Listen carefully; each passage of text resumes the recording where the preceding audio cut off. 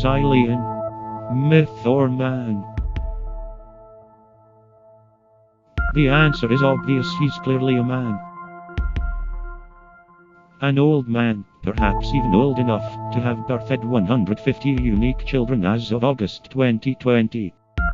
Yes, I say 150 including Zilean himself. He did birth himself, but that's a conspiracy for another time. Let's talk about how he got so many children in such a short time.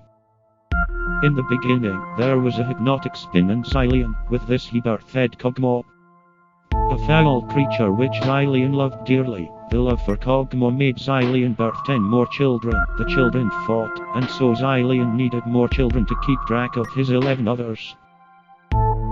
He birthed 30 more. In total he now had 41 children. Some got nerfed, and because they were lesser worth, Zilean needed to compensate.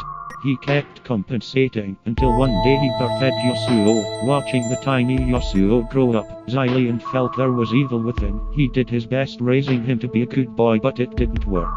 Yasuo became hated by most of the land. Zilean always blamed himself. After years spent in exile, Zilean came upon the hypnotic wheel again and birthed a hecaton more children. It took until 6th of August for Zilean to once again make a terrible mistake. He birthed a child similar to Yasuo. He named him Yuan. Once again he tried his best, but it didn't work. Yasuo taught him his toxic ways, and so the two brothers created terror together. Up until this day it is still unknown if Zilean did in fact birth 150 children or if he just birthed most of them. How can one dopey grandpa and a hypnotic wheel birth such a wide range of children? From a tree man to human to bears to God knows what. But the evidence is there, so most likely this did happen.